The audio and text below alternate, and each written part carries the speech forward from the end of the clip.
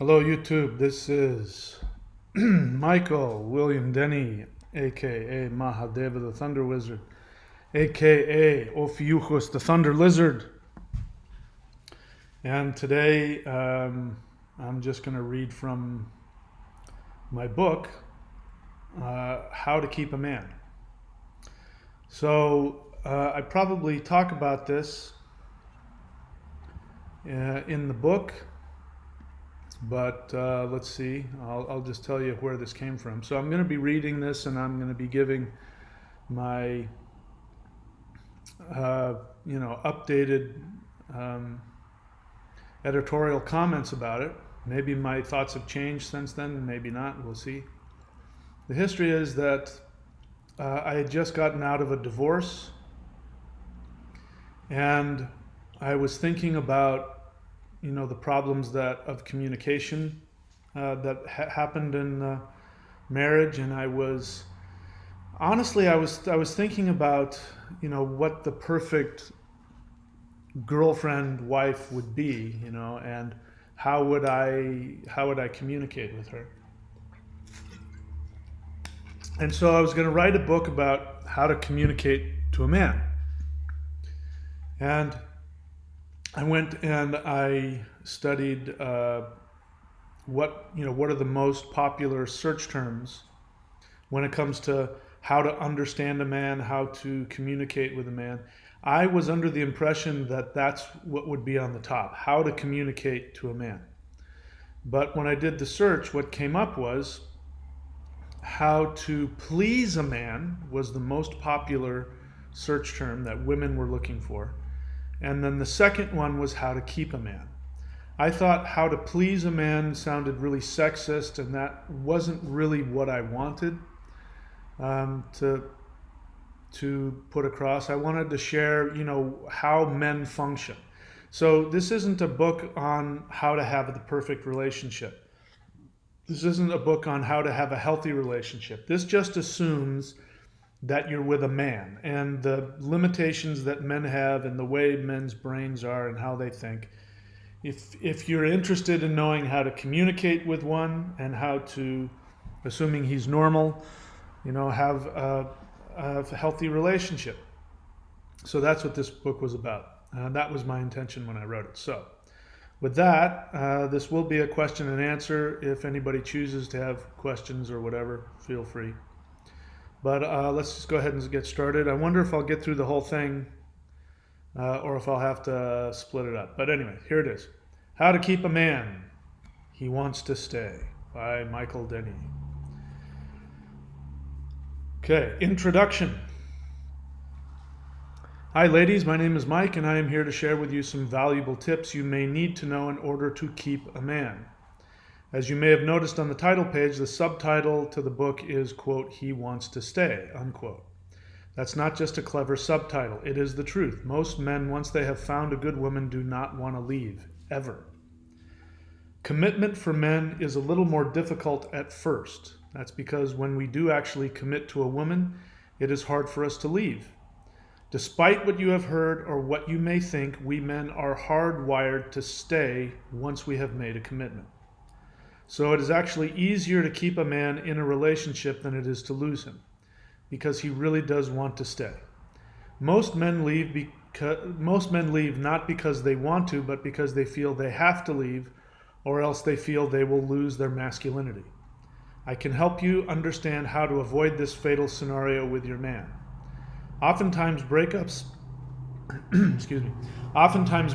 happen because of simple, easily avoidable miscommunication between men and women. Once you know how to best interact with your man, you can avoid a breakup and help him do what he is built to do, to commit to you and stay. Sure, there is that certain type of alpha male who is a serial player, but that is another issue. There are lots of women who suffer from that failing also. That's not what we're here to talk about. We're here to discuss what the majority of men need in order to feel wanted and safe. Once they feel cozy, nurtured, and loved, your man will never want to leave you. Not only that, when we men find that one woman who makes us feel safe and loved, we will move mountains for you. The good news is that it actually is very easy to please a man and make him so addicted to your love that he would never imagine leaving you. You have all the tools necessary to make this happen, so you are probably working way too hard trying to figure your man out. The good news is you can stop trying so hard. Once you accept how simple men really are, keeping him is a cinch. Part of my chosen career is as a relationship consultant, helping women understand what their man is really saying to them and what he really wants in a relationship. I help women every day learn how to best communicate with their man. I've saved thousands of relationships just by helping women understand how simple men really are. I can help you too. Look, even though I'm a relationship consultant, I'm just a regular guy. I know what average everyday men want in a relationship. It's very simple because men are simple creatures. If you are a woman who likes men, then you do not need any special knowledge or training. You just need to understand how simple men really are and what they want.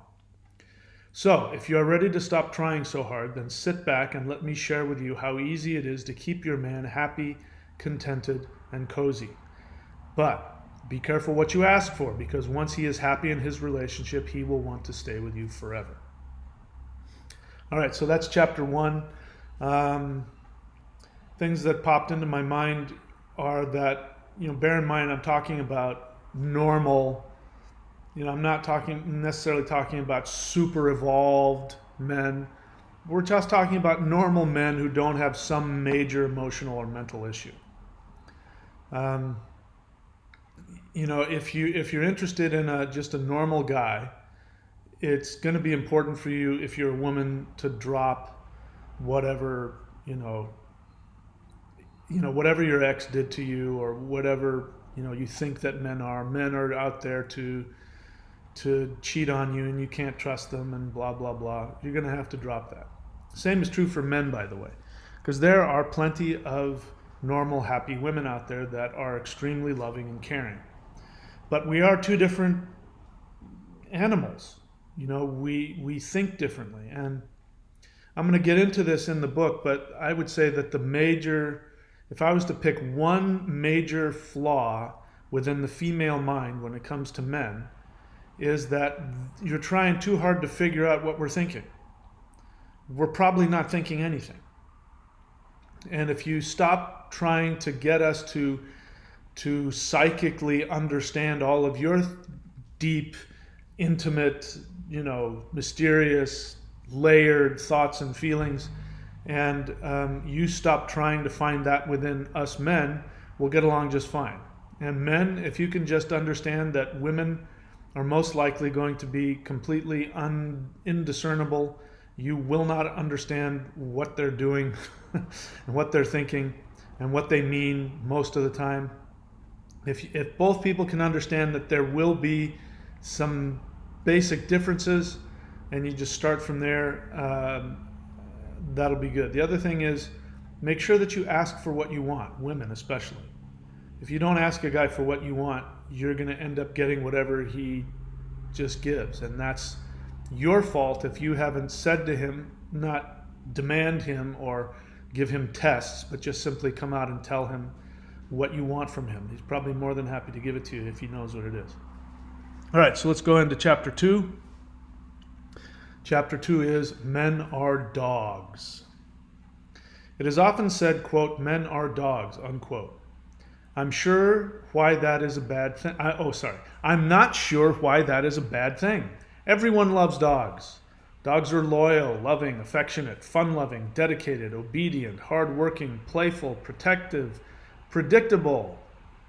Isn't that what every woman wants Isn't that what every woman in her dating profile says she's looking for in a man? Let's go back and read that again. Loyal, loving, affectionate, fun-loving, dedicated, obedient, hardworking, playful, protective, predictable. Isn't that what every woman in her dating profile says she's looking for in a man? Well, dogs are pretty simple creatures and very easy to please.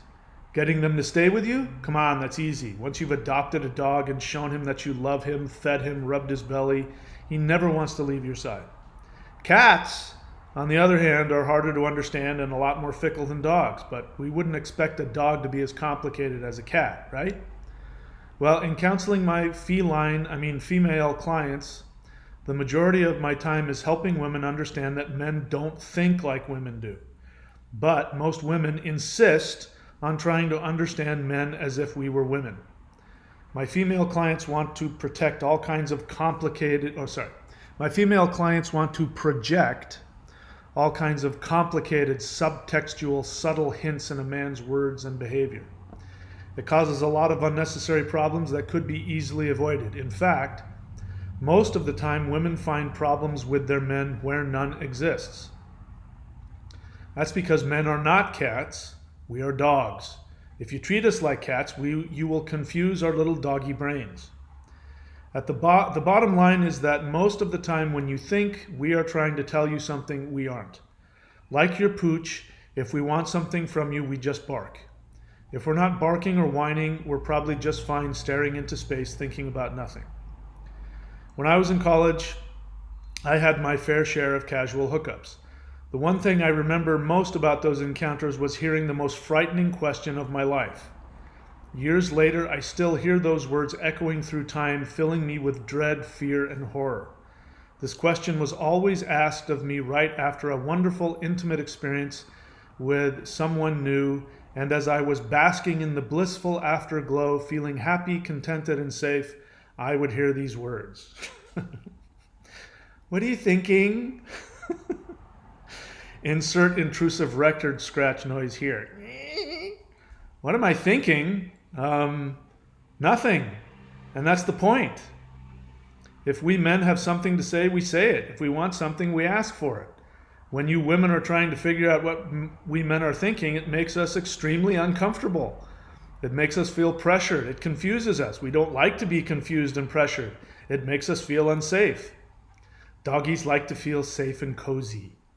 When you are wondering what we are thinking, we start to feel like we are somehow defective. We start to think that we are supposed to be thinking something when in actuality we aren't thinking anything. We don't want to think if we don't have to, but you tell us we must be thinking something. We start to think that we are bad dogs. We don't want to be bad dogs. We want to be a good dog. We want you to tell us we're a good boy. We'll just do just about anything to make you think we're good boys.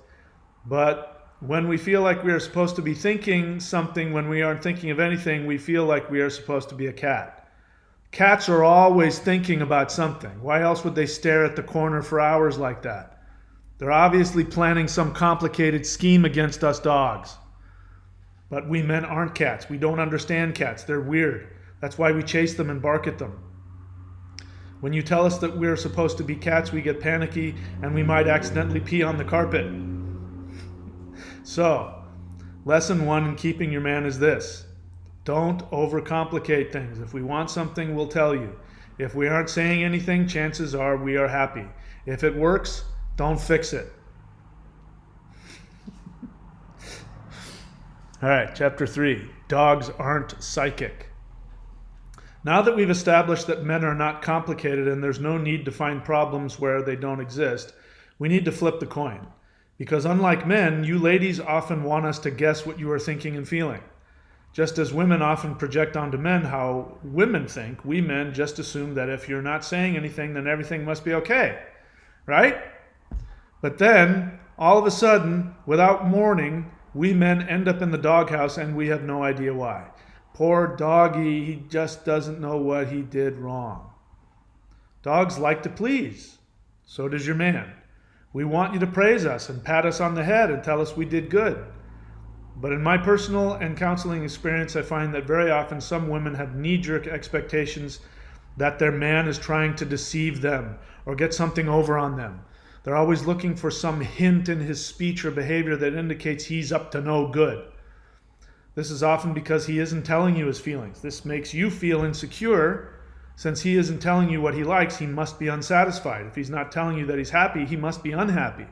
So in his silence, you try and fill in the blanks by looking for all the negative things he's thinking and feeling.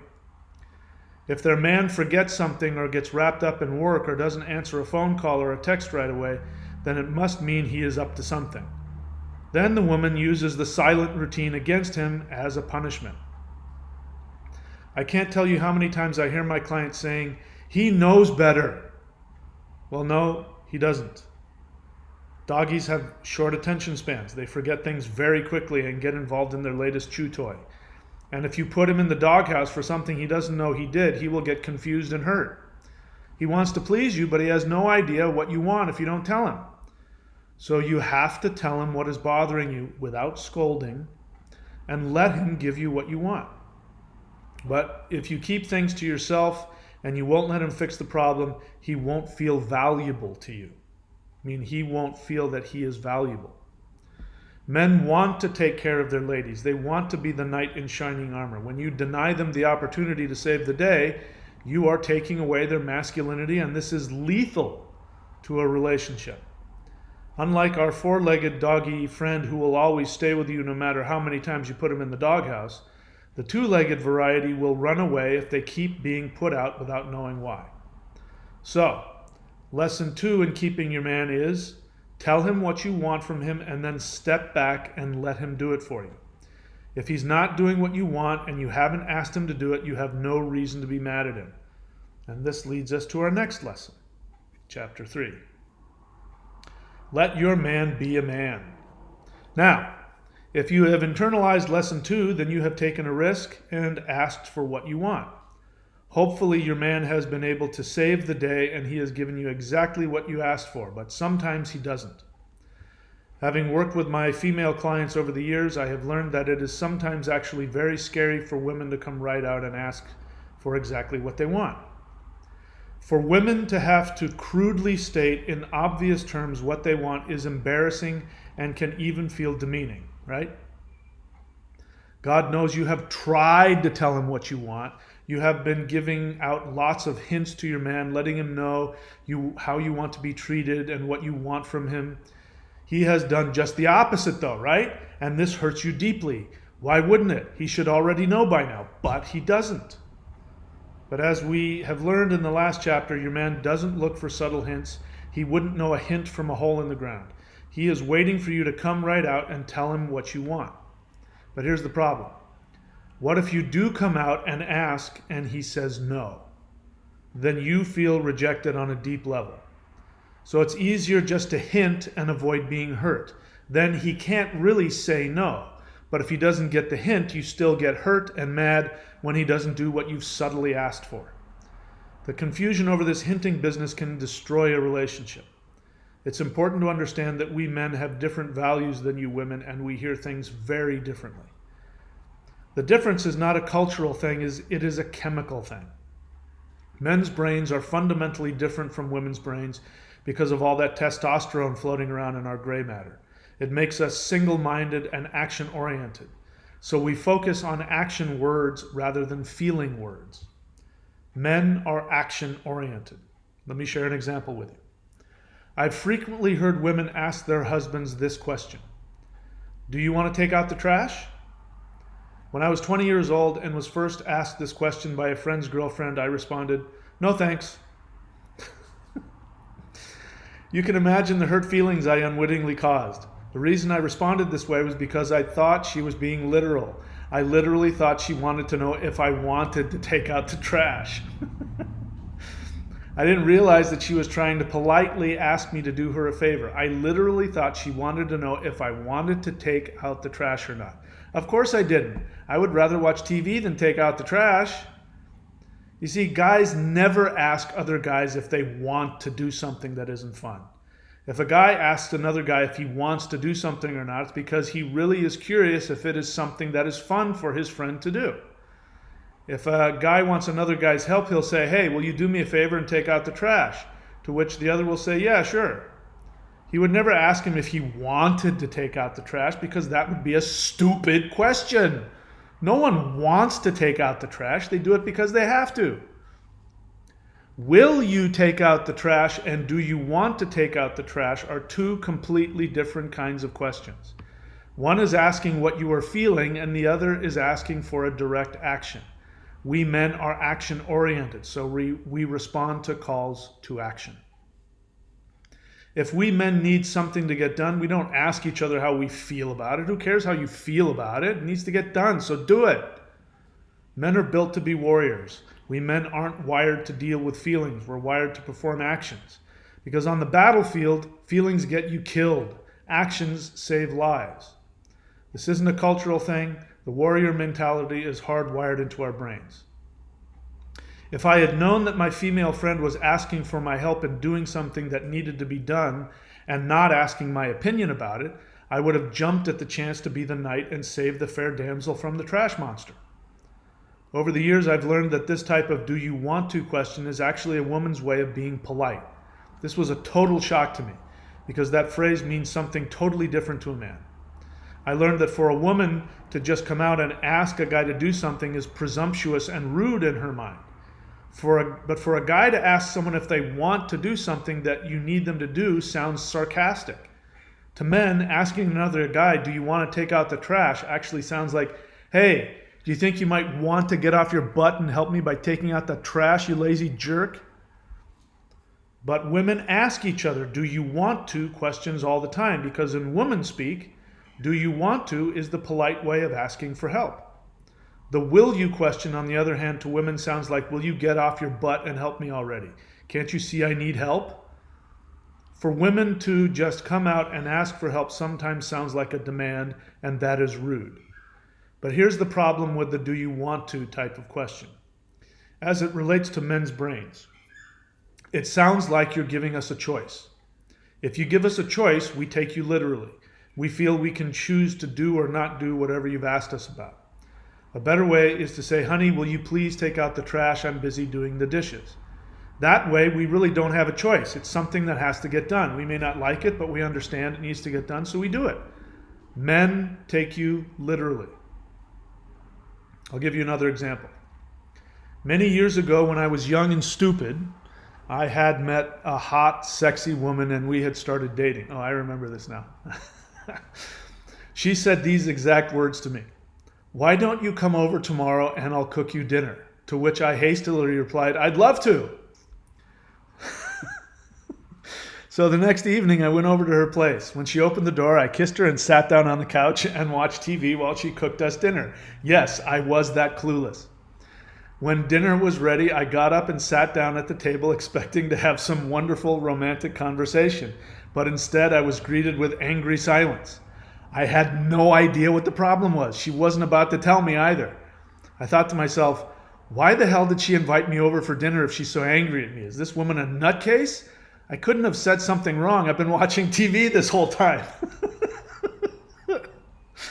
Well, after a tense dinner conversation that turned into a fight, I learned that what she really meant by I'll cook you dinner was you and I will cook dinner together. Now I was mad. That's not what she said. She said that she was going to cook me dinner. I heard her say it. If she had said that what she wanted me to do was to come over and cook dinner with her, I would have happily done so. But that is not what she said. She said that she was going to cook me dinner. If I said I was going to cook a woman dinner, that meant that I was going to do it by myself for her as a gift. If I wanted her to cook it with me, I would say, do you want to come over and we can cook dinner together?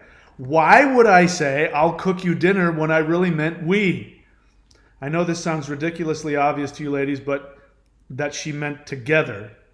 But it's true. Men really are that stupid. And I have to be clear, I really got really angry. I got angry because, number one, I felt deceived.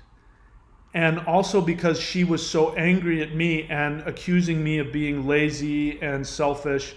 And none of those things were true. And that made me angry also.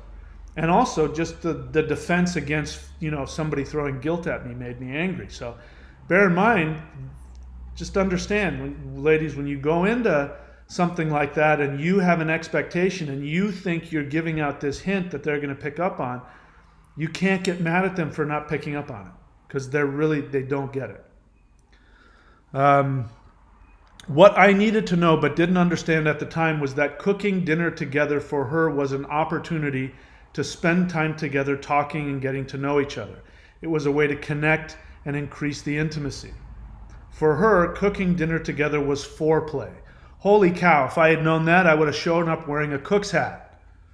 Had she told me that it would have been fun for her and it would have turned her on to have me cook dinner with her so we could talk and connect, I would have understood the real intention behind cooking dinner.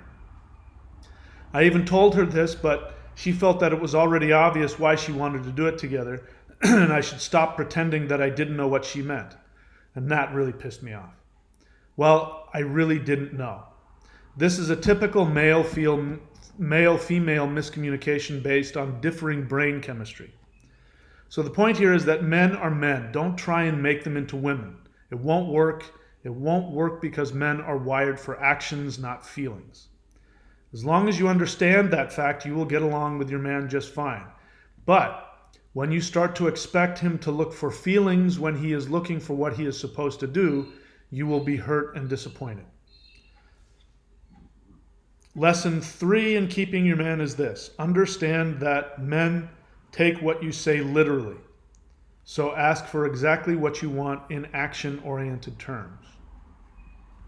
All right, let me see if any questions popped up throughout this. Nope. No questions. All right, so let's get back. Where was I? Come on, where did you go? Where are you? Where's my book? What do you mean, cook you dinner? You said you were going to cook it for me. Come on, what's wrong with you? All right, chapter 4. Women have all the power. One of the main challenges concerning modern relationships is that we, as a culture, have forgotten the power of the feminine. In traditional cultures, and even in old European fairy tales, the villain is always a woman, not a man. The wicked witch, the evil sorceress, etc. This harkens back to a time when we as a culture knew that women possessed magical powers and greater strength than men did. Some might even theorize that the reason we live in a patriarchal society in modern times is a result of an attempt by powerful men to keep women from running the show. I can tell you emphatically that as a man, when it comes to romance, you women are inherently much more powerful than we men are. If you ladies decide that we men are going to date you and there is even a hint of attraction towards you from our side, you can own him. But you have to learn the art of subtle persuasion. There's a saying that sometimes sounds misogynistic, but it is actually representative of how energy naturally works between men and women. That saying goes like this. Behind every successful man is a good woman. How you personally react to this statement will reveal a lot in terms of your awareness of your inherent ability to utilize your natural feminine power to influence a man. If you are having some resistance to the ideas we are talking about now, I understand. While I am not a woman and can't really know what it is like to be a woman in a man's world, I can imagine that this idea sounds archaic and impractical today. So we need to take the core idea and adjust it to fit into today's world. But before we discuss this further, I should reveal to you that all men on an unconscious level want to be seduced and controlled by a woman. We want you to master us on an energetic level. Notice that I said we want you to master us on an energetic level, not on the physical level. This is, in a nutshell, trying to master us men on the physical level, a huge problem in modern relationships. The reason it is a problem is because women are no longer taught how to seduce and energetically lead and motivate men.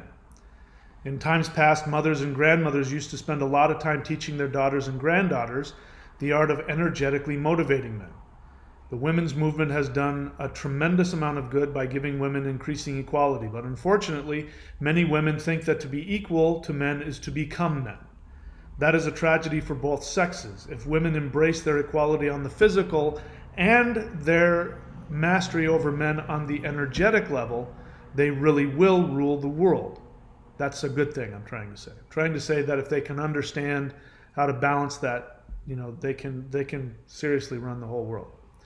I once dated a Southern belle from Arkansas. She was very good at mastering me on an energetic level. I'm pretty good at detecting this, though. One day I caught her trying to seduce me into doing something she wanted me to do.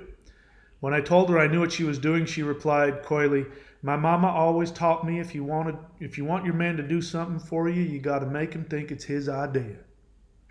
You see, you ladies have been doing this all along, whether you realize it or not. It's in your nature. It's part of your chemical makeup in your brain. Men will never have this ability because they are not wired properly for it. This is why women throw out hints. They do this naturally because they are hardwired to do it. The problem comes in when women either aren't aware of their nature to subtly lead men, or they try to overtly exert control over them in the physical realm. That's what men are designed to do, to take bold physical action. When women try to forcefully control men, i.e. be bossy, they are taking on the man's role, and men resent this. And it is a huge turnoff because it reminds us of other men. We don't want to have sex with other men. We want to be with women. Being bossy with a man also rarely works on him. You might be able to boss a man around for a while, but either you will begin to disrespect him and feel he is weak, or he will eventually get tired of it and leave. This book is too short to teach you all of the intricacies of how to use your feminine wiles to seduce and control men. There are, I'm sure, other resources available for you to do that, but if you want to learn this art, I suggest that you seek out women from traditional cultures who still learn this art from their mothers and grandmothers. They can teach you far better than I can. What you need to know is that we men yearn for an energetically strong and powerful woman who can nurture us and motivate us energetically to help bring out what is best in us. I can also tell you that the reason men are slow to commit is because they are seeking a woman who has this power and knows how to use it. Ideally, we want a woman who is consciously aware that she is more powerful than we are on an energetic level, but wants to use her power responsibly without emasculating us. A woman who is a true master of energetic empowerment will seek to empower her man so that he can achieve his highest potential. We men are naturally afraid of women on a subconscious level because if we submit to your superior energy, then we become vulnerable to you. So it's important that we know that you only want to use your powers to help us as opposed to taking us prisoner. What we men are searching for is a woman who can help us be the best man we can be. We want you to support us emotionally and energetically to be our best. When we have that, we will move mountains to be with you and to make you happy. A man who has found his muse will never leave her and go to the ends of the earth to find her. The next lesson in keeping your man is this: learn how to be the seductress. Learn to subtly lead your man to do what you want, all the while letting him think it's his idea. I got emotional reading this because I wrote this book after I had come out of a marriage with a woman that, didn't understand any of this, which is why I was writing it, because I honestly didn't know if it existed. And so I was trying to write out my perfect fantasy of, how it would work between a man and a woman. And, if I were to meet a woman and I could train her how to best communicate with me, I wrote this book for that. But in the back of my mind, I thought, it really doesn't exist. And then, shortly after I wrote this book, I met exactly what I had described. I met the woman who was my perfect, ultimate soulmate. And what she did perfectly was she mirrored back to me my highest essence. She saw me that way and talked about me that way, and as though it were already the case. Whereas she wasn't trying to boss me into it or criticize me into it. It's coming from the same place. When women are critical to men, when they're bossy, when they're naggy, complaining, what they're really wanting is they're saying, you're not my ideal man. Why aren't you my ideal man? I want you to be like this. So it's a bad sign, guys. If a woman is doing that, it means that you're not the right man for her, and or it means that her ability to mirror your highest essence is broken. And so the only way she knows how to respond to that is by nagging and criticizing. Okay? So Anyway, I just thought I'd put that in there. All right, so what are we on? Chapter 5 now? I think we're on chapter 5. Chapter 5 is We Want to Stay. Men are built to be warriors. Warriors are creatures of sacrifice and commitment.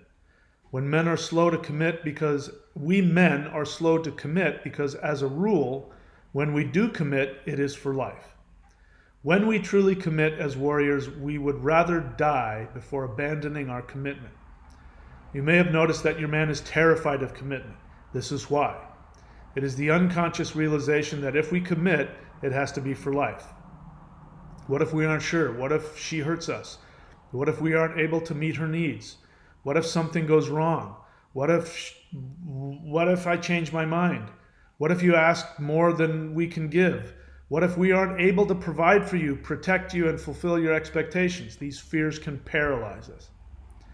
Nobody likes to go to war unless they have to. Most men don't want to commit for life and risk having to sacrifice our lives for someone until we know the outcome. The irony here is that on the surface, we men seem so nonchalant and cavalier about women and commitment. But that's a smokescreen we use to give ourselves a false sense of safety. The truth is that we take commitment very seriously, perhaps too seriously. So understand, for the average man, he is wired in such a way that when he decides to commit, he will want to stay for the rest of his life. I'm going to stop here for a second because it's reminding me of something that I learned in research when I was researching pre-Christian Germanic tribal culture. And it has to do with the word husband. So these days when you get married, you say husband and wife. Wife now means, the woman that's married to a man. But originally, wife meant woman. And husband meant housebound. And it's interesting because now we say husband and wife as though husband is the Lord and the King and the wife is the subservient. But originally that it was the opposite. Housebound and wife means that the man who is becoming housebound has already fulfilled his military service. So, we're talking 2,000 years ago in, northwestern Europe. And there were, these were very primitive tribal people. They were as primitive as, anybody that you would find going into, the jungles of New Guinea in comparison to, society. Loosely based tribal societies. And what was expected of the man was that when he reached manhood, which was probably in his mid-teens, he then would go and do military service, which meant he would travel around whatever the territory was. And the Germanic tribes people way back then lived in basically a jungle. It was just bogs and lakes and forest and marshlands. It was just pure nature-y jungle stuff out there. And so what they would do is that they would patrol whatever their tribal territory was and fight off any invaders or bad guys or whatever. And that was, after they've done that and they reach the age of probably would have been maybe, late 20s or something like that, they would be ready to settle down and become married, which would mean they would be sort of emasculated, kind of. They'd done their duty. They could sit at the councils and say this and that and, all of that. But they were now housebound. So it meant that they were giving up their freedom. While it was a duty for them to go around and travel around the forests and marshes and fighting off bad guys and bandits and all of that, that was also a very free lifestyle. They probably would have had all kinds of, non-committed sexual encounters with women that they came across, if that were possible. When they decided to come back to their home tribal territory, to their home village, and marry the girl that's been waiting for them, they were now housebound. This is what it feels like when men make a commitment, especially if they're younger, in their 20s, maybe even in their 30s. When they make a commitment, it means that it's sort of like chopping off one of their nuts. And they're going to be now bound to the house and bound to the woman, because wife means woman. So housebound and woman. So it's more like a woman and her man, right? He's got to now build the shed. He's got to do this. And he knows that going into it. So understand that, men feel this way when they're with you and they're starting to fall in love, and you're starting to want a commitment from them. They're starting to get scared, and that's why, because it's like, this is for life, and I gotta put my sword away, and I won't feel as strong and manly anymore. But it also means that it's for life. It means that they have to provide, they have to take care of you, they have to protect you. It's a big responsibility. So while you're coming from this squishy feeling of, I want to be with him, and why doesn't he want to be with me? He's coming from the, wow, that's a lot of responsibility. I gotta take care of this person. Okay? All right, let's continue. For most men, once they do commit, unless there is a serious emotional or mental trauma, he will be willing to compromise and sacrifice to make it work. I can't underscore that enough. In my marriage, my failed marriage, I did everything I knew how to do. I sacrificed, everything that I could. I didn't do it well because we weren't meant for each other, but I really did. So you got to understand, men really, if they're not screwed up, this is how they're built. Because for him, it is much easier to stay with you than it is to leave. If he does leave, it means that he probably felt he had no other choice but to leave. And if he does leave, it will tear out a piece of his soul. This is again the other thing. And having worked with both men and women, my experience, to my utter shock and dismay, was that women recover from broken marriages and broken relationships faster than men. Men stay broken for a while. Once they've been committed and they bind their soul to a woman and that gets torn away from them, there's something about them that gets lost and they lose a piece of themselves. And they, those are the kind of guys you want to stay away from. So you don't want to go, trying to have a deep committed relationship with a guy who just got divorced or just got dumped, especially divorced. Like a divorced guy, he's not going to be capable.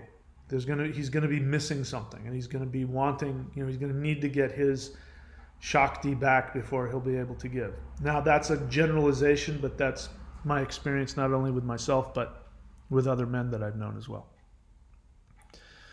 If he leaves back to the book, if he leaves a relationship, it is possible that he felt he was unable to meet his woman's expectations.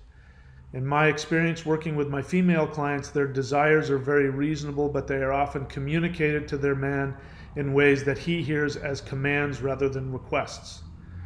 To leave a committed relationship is much harder for men than it is to stay and make it work. There is one reason why it is not a good idea to push a man into a commitment that he is not ready for. This is one reason why it's not a good idea to push a man into a commitment that he is not ready for. Having said that, it is possible to seduce a man into the state of mind where he truly wants to commit, but that is another subject for another book. In romance, you women have all the power. We men instinctively know this about you. Women have forgotten it, or rather, women are no longer taught how to use their God-given innate ability to seduce and energetically motivate men. And what's more, we men instinctively want you to seduce us. But you must be able to do so masterfully that we're not aware of it. We want it to be our idea. We want to think we're chasing down prey. The next lesson in keeping your man is this. Don't push your man into a commitment too fast. Let him move at his own pace. Let him chase you. Having said that, if you're a woman and you're waiting, 2-3 years and he's not budging, then he may not be ready for you. This has happened. I did this in a relationship not too long ago, and I've seen this happen with other men and women. There will be long-standing relationships that are, they'll be um, they'll be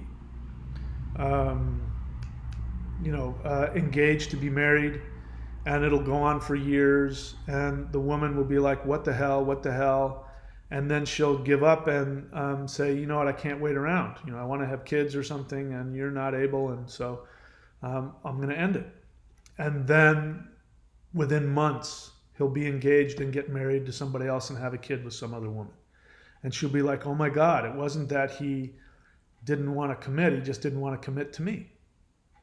And I've done that. I've been in dating relationships with women, and it didn't work out, and immediately afterwards, I found somebody I did want to connect with and make a commitment, and I didn't want to make a commitment to the other one. And so it means that she wasn't right for me. So if he's not gonna man up, it means there's something wrong with him, or he may not know it, but you're not the right person for him. Okay, probably I think we're at chapter 6 or 7. The reason why I'm guessing is because in the book I didn't put numbers. I didn't put chapter numbers. This is page 26 in the PDF that I have of my book. Okay, next chapter. Do not go to war with your man. Men, as cavemen warriors, are constantly thinking in terms of battle on an unconscious level. It is the result of testosterone in our brains. We are always on the alert for a threat against us. We are always seeking to protect our territory.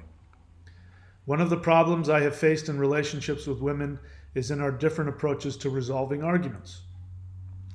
I've learned that women sometimes will engage in arguments not because they are angry, but because they are frustrated and are seeking to connect and communicate with their man. This is especially true if their man is not very emotionally expressive. Women are often very boisterous in their communication with each other. Men usually are not. Go to any school playground to see this dynamic in action. Girls will look each other closely in the face, hold hands, and talk very demonstratively with each other, raising their voices in high tones. Unless they are actively playing, boys, on the other hand, will stand side by side next to one another and stare out onto the playground and talk in quiet tones. This is increasingly true as boys grow through puberty and become men. They get much quieter when they talk with each other. This is actually necessary to avoid conflict. What we're talking about now is just pure, ape gorilla stuff, especially, from teenage years on up into adulthood, especially the more alpha they are, they get quieter and quieter. And when they talk to men, it'll be on a very quiet plane. And so when men are with women and there's conflict, men will calm down because they don't want to go into battle mode. Women like to discuss opposing viewpoints with each other and play devil's advocate with each other. Men seek common ground with each other and avoid controversy with one another in their dialogue. Unless, of course, they're online. Then they become trolls. For women, playing devil's advocate in discussions is a way to deepen their connection. For men, finding common ground is a way to avoid a turf war. For men, to stare someone in the face is an act of aggression. Just like gorillas won't stare the alpha male in the eyes, men will not do so unless they are showing dominance. So out of politeness, men will not look at each other in the face or express a lot of emotions when talking. This is why men use humor with each other. It lessens the tension and avoids dominance battles. So when our women get emotionally excited when trying to make a point when speaking to us, or when they are frustrated with us and want to play devil's advocate with us, we get confused, because if men were to act this way towards us, it would be an act of aggression, a prelude to war. If you notice, oftentimes when men are ready to fight, they lock eyes and speak in almost hushed tones. That's when you know something is about to happen. The hushed tones is the last physical cue that says, okay, I'm getting ready to go to war. This is your last chance to retreat. But once the yelling starts, war has been declared and the fight is imminent. So when our women talk to us And if the decibel level starts to rise, or if we aren't able to find a solution to your problem and you are still upset with us, testosterone kicks in, adrenaline starts flowing in our veins, and then we can't hear the words you're saying. We think you are declaring war on us. We can only hear the volume and the tone of your words, and we instinctively go into battle mode. And as you know, when that happens, nothing you say gets through to us. For women, arguments are often a way to get closer to one another, bridge gaps, and solve conflicts. But for men, arguments are the last stage before going to all-out war. When we go to war, it takes a long time to come back to a state of peace. The short answer is that we men do not do arguments with our women very well. Disagreements are very stressful on us physically and emotionally. It's because the stress of trying to hold in the desire to go to war it's actually really stressful.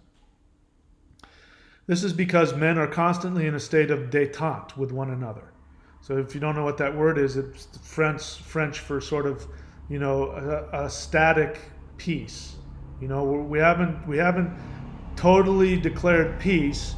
It's just a cessation of hostilities. And we go and we shake hands and we're polite, but we know that's, men are like that on every, especially the younger they are. The younger they are, the more alpha they are. When they're out in public, every man is a potential, there's just always this thing going on. And it's just the way it is. It was certainly the case with me anyway.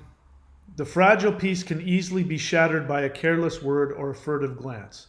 I know it sounds ridiculous, but that is the effect of testosterone on our brains. That's why when men get older, they, cry at movies. This is why sometimes younger women like to be with older men, because older men have less testosterone and they're more emotionally available and they're more nurturing and they're more patient. All of that stuff. It means testosterone is going down. You have to understand that the more masculine and alpha male your man is, the more likely he will be the extreme of these examples. You won't be able to change this about him, so either find a less masculine man or learn to accept this about him. The less confrontative you are with your man and the more able you are to logically and reasonably express your desires with him, the more he will be able to hear you and give you what you want. If by expressing emotions you are trying to show your man how his behavior makes you feel, because you think that if he knows how you feel, he might take you seriously, please understand that your emotionally charged words will have the opposite effect on him. If you are highly emotionally charged when you talk to him, he will instinctively feel you are declaring war, and this is not what you want. This doesn't mean that we alpha male types can't be reasoned with. We just need you to tell us what you are feeling in lower decibels and appeal to our conciliatory natures, the knight in shining armor. In other words, if you come to us with a problem to solve, we will want to solve it. If you attack us, we're going to want to go to war. We are always looking to avoid war and will happily meet for a peace summit, especially if there is something we can do to save the fair damsel. If what you really need from us men is support, closeness, or even just a hug, then you need to tell us. I can't tell you how many times I have felt provoked into an argument with my woman when in reality afterwards I found out that all my partner needed was to feel supported and loved. All that she needed was a hug and a kiss and a friendly ear, and I would have been honored to do that for her, but instead, because I wasn't able to detect the subtle hint, oftentimes we ended up arguing about nothing and accomplishing nothing. It doesn't have to be this way. What you can do is learn how to talk to your man at the peace table instead of declaring war with him. If you can do this just for avoiding unnecessary wars, your man will never leave you, because he knows that he will have a very hard time finding a woman with whom he can work through difficulties in this way. Yeah, that's true. The next lesson in keeping your man is this. When you want to work through problems with your man, treat it like a peace summit. Try to avoid emotionally charged arguments. Yeah, that's really true. If I'm with a woman and she can look me in the face and with awareness of her feelings say, by owning it, say, I'm really angry with you right now. I just need you to know that what you said really, really set me off and I'm really upset. And if she can say that in a way where I can tell she's owning it and she's trying to open up a dialogue, my first response will be, Please tell me what I said. Please tell me what I did.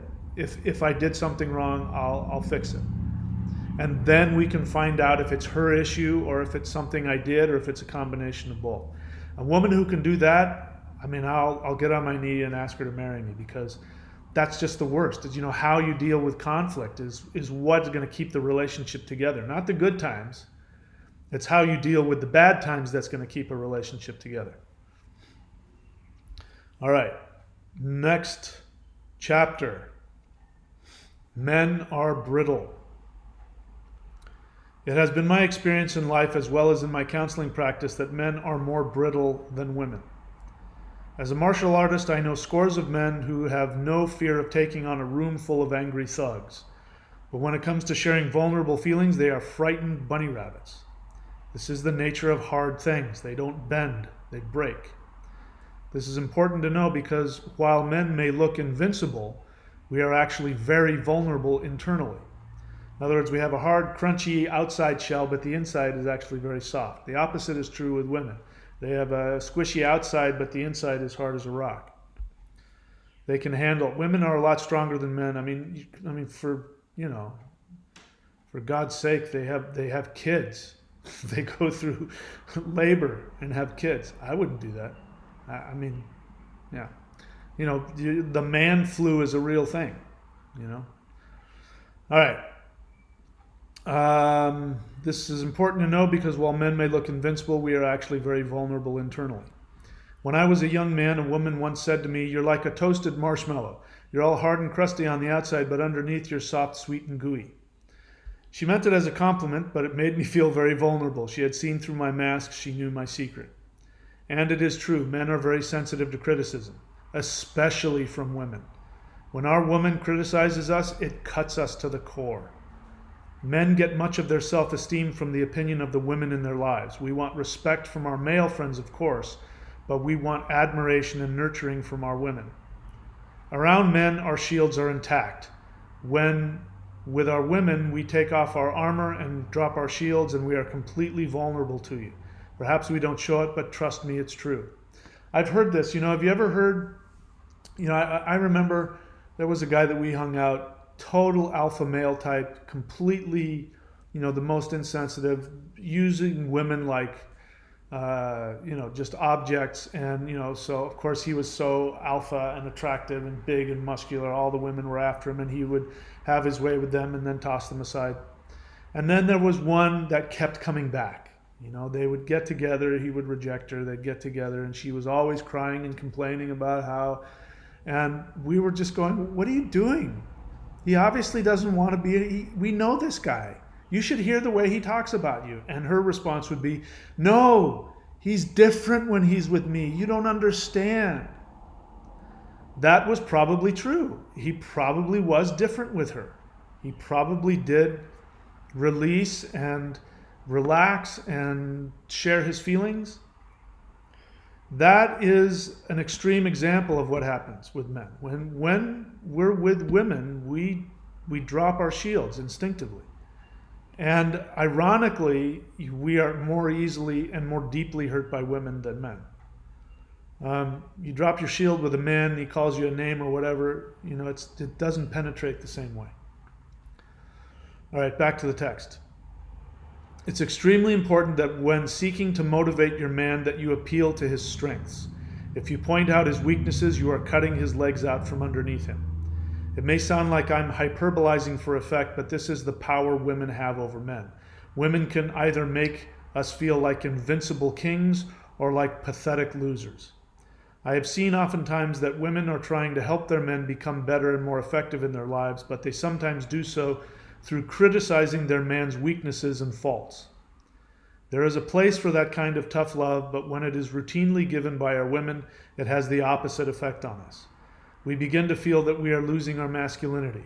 We begin to feel we are losing our power. That is intolerable for us. For most men, after a while of feeling disempowered by our women, we may feel no choice but to retreat. We may feel we have to leave just in order to survive.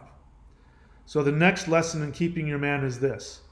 Understand that your man's ego is very brittle. Praise his strengths, motivate him through compliments, Harsh criticism can break him. I was just sitting here thinking about the act of lovemaking. Generally speaking, men don't make a lot of moaning noises. I mean, I know they do, they make noise, but compared to women, they don't. And women, while making love, will even sometimes, make noises that they aren't necessarily, needing to make, especially when they're the one giving pleasure and not receiving it. And that's because that's wired into them. It's wired into them because they, you know that if you moan seductively, it's going to get a man hard. And that is the same, it's the same dynamic in a relationship. When the woman's role is to motivate the man to feel strong. The sexual example is just a physical example of that. You see that interaction. So the same thing. If a man is with a woman and she's bored, if you're making love to a woman and she's yawning and looking at her watch and saying, "Are you done yet?" and that doesn't feel very good, we'll lose it, unless he's got something wrong with him. A normal guy is going to lose all desire right there. I'm not doing it for you. I'm not interested then. I'm out of here. Same is true in relationships. If you're able to find ways to uphold and support him and compliment him and make him feel strong, he's going to feel more inclined to then meet your needs. All right, next chapter. Page 32, actually page 33. Unnecessary drama. On dating sites these days, it is chic to declare how much we don't like drama. I don't do drama. Seriously though, who does do drama? I mean, is there going to be you're going to find somebody's profile that says, "I do drama. I really like to do drama. I hope you're into drama because that's my thing." No, everybody says, "I don't like drama. I won't do drama." What it really means is I won't do anything I don't like doing is what it really means. Anyway, back to the book. On dating sites these days, it is chic to declare how much we don't like drama. Seriously though, who does like drama? Have you ever read a dating profile that says, "Looking to find someone who really likes drama"? Of course not. Everyone declares how much they don't like drama and either claims to be drama-free or doesn't have time for drama, been there, done that. If you're looking for drama, move on, etc. And every time I read those phrases, I dramatically roll my eyes and heave a sigh of boredom. Because in my experience, the people who talk most about not wanting drama are in fact the ones who usually create it. Drama in relationships is unavoidable. To expect none is unrealistic and immature. It is impossible to merge your life with another person without experiencing personal, physical, and psychological resistance. The real question is how you work through that resistance. Lasting and fulfilling relationships are built upon working through challenges. To expect otherwise is actually a guarantee that you will create lots and lots of drama. Having said that, here is a male perspective on some forms of relationship drama and how, from our standpoint, women can unwittingly and unnecessarily create it in our relationships with them. Creating drama as an excuse to connect. To illustrate this, let me share with you what I recently overheard from a woman at Starbucks. She was talking with her girlfriend about feeling alone and wanting to have a man in her life. She shared that she had a lot of things that needed attention in her world and she didn't want to take care of them by herself. She mentioned her house, her garden, her pets. She mentioned that she was thinking of buying a new car and really didn't want to have to take care of all these things by herself. She really wanted to find a man who would help her take some of the load off of her shoulders. It didn't sound to me like she really needed someone to help her. It sounded like she just didn't want to live her life alone. I can understand and empathize with that. But what I also heard was a recipe for what I've been calling for years as unnecessary chaos, or as people call it these days, drama. So I was using that word unnecessary chaos long before the whole unnecessary drama came along. So it took you guys a while to get onto the boat. I like chaos better, but we'll use drama for now. She was not a victim of circumstance. All of the things she mentioned were things she wanted and things she was choosing to put in her life. Her house, her garden, her pets, buying a new car. These things were not forced upon her. She chose to include them in her life. But somehow the story became that she was so overwhelmed with life that she just needed someone to help her, and not just anyone. She needed a man to help her. For her to feel loved meant that a man would accompany her while she fulfilled all of her fantasies: a house, a garden, pets, buying new cars, etc.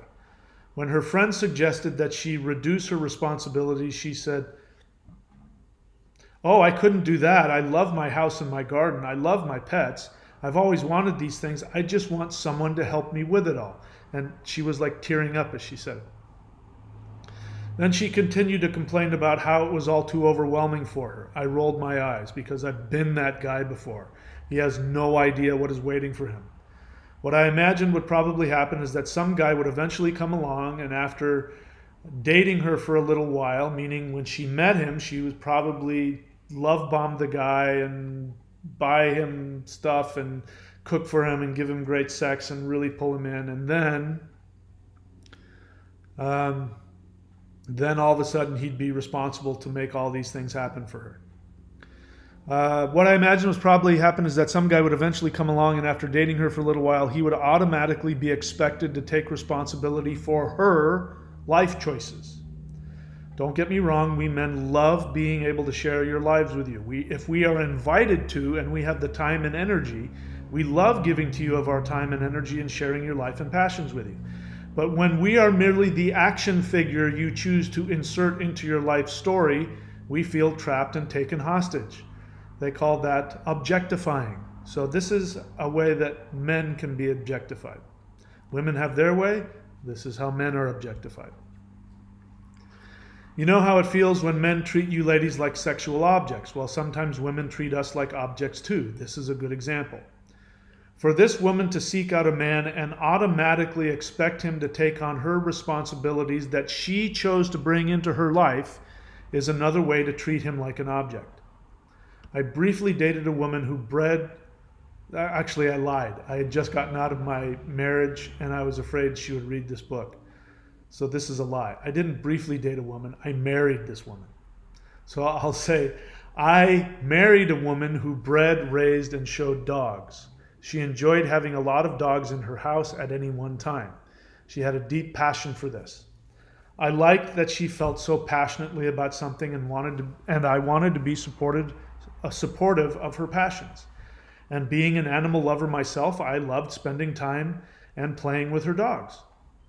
One day early in our relationship, it's actually not true. It wasn't early in our relationship. It was, yeah, we'd been married. We'd been together. We weren't married yet, but we'd been living together for a while. One day in our relationship, things were crazy around her house and one of her dogs was causing a scene. She began screaming at me to help her, which I did. After things calmed down, she shared her extreme displeasure with me about how I wasn't pulling my weight with the dogs. I told her, "They're not my dogs. You already had them when we met. Look, if you want to raise 6 dogs, go ahead, whatever floats your boat. But don't get mad at me if you've taken on more responsibilities than you can handle. Just because you choose to raise that many dogs at one time does not automatically make that my problem. I love you and I support you following your dream, but I'm also not volunteering for your unnecessary chaos." Now, before you start judging me for being a horrible, unhelpful boyfriend, please be aware that I understand that women enjoy having lots of projects. That's the nature of the feminine. They want to nurture. They like the interactive energy of kids and people, etc. I understand that this is what makes women so amazing. Without that desire to connect and experience relationships, the world would come to a halt. But also understand that from a man's perspective, we don't like to commit to more than we can comfortably handle. If we choose to do something, we can't complain about it being too hard after the fact. That is my philosophy anyway, and most of my male friends would agree. Over the years, though, I have come to understand that women will seek out projects, activities, and responsibilities to share with their man because that is one way women connect and deepen their relationship with their man. That is one reason why women want to have a family. They know it will be a lot of work, but they also know it will bring a lot of blessings, love, and life experiences. And women want to experience and share these things with their man. It is part of the beauty and adventure of life. I'm being so PC as I'm writing this book. I wouldn't be this PC now. It is part of the beauty and adventure of life. The problem comes in when we men are not given the opportunity to agree to these responsibilities you are seeking to add to your lives. Let me repeat that. The problem comes in when we men are not given the opportunity to agree to these responsibilities beforehand that you are seeking to add to your life. When these life choices are thrust upon us by our partner without our permission, we will resent it. This resentment will play itself out in numerous ways. We may become distant. We may become lazy. We may flake on you. We may become irritable. On the extreme, it may express itself in infidelity or worse. I'm not justifying this behavior. I'm just reporting how it often manifests and why. I'm thinking about a friend of mine that I've known for decades. And I usually have a pretty good sense when I see a man going into a relationship that he's going to regret. And it's usually a man who has mommy issues, and he ends up getting involved with a woman who ends up, she might be a really good, loving, nurturing woman, but she will also be controlling. And what will happen is I go into it knowing I know what's coming here, and then I hear the news of their first child. And I go to myself, okay, here it comes.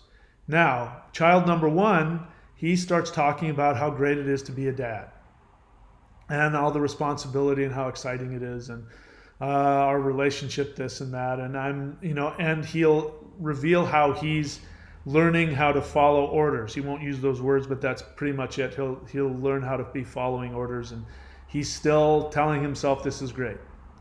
Then comes child number 2 or child number 3. And by then, he is dragging his feet as he walks. I remember seeing this same guy at the grocery store, and he's looking at his phone because it's telling him what he has to buy, and he's going, I got to go get this, and I got to go get that. And so I asked him, I hadn't seen him for a while. I said, so how's your marriage? And he said something to the effect of, we're working on it. It's not easy, and I really got to pull my weight, but I'm working on it. And I was right. I knew going into it. I knew that that's not what he wanted. That he let himself get talked into, she knew what she wanted. She wanted a man, and she wanted to have kids, and and there's a guy out there for her. It wasn't my friend.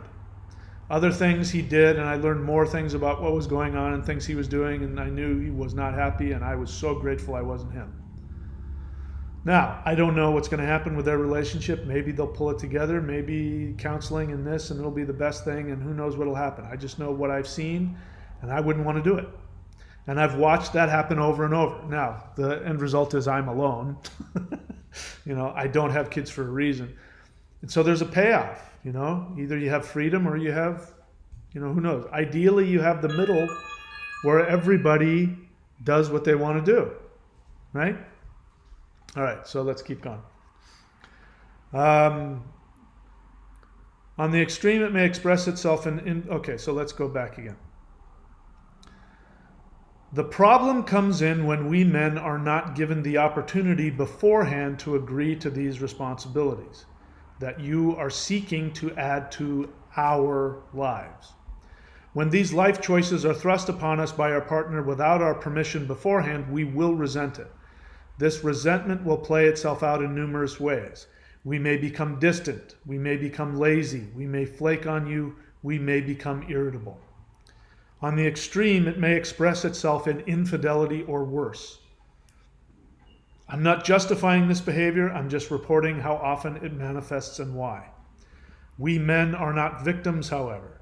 The man's fault lies in not being honest with what he is willing to take on.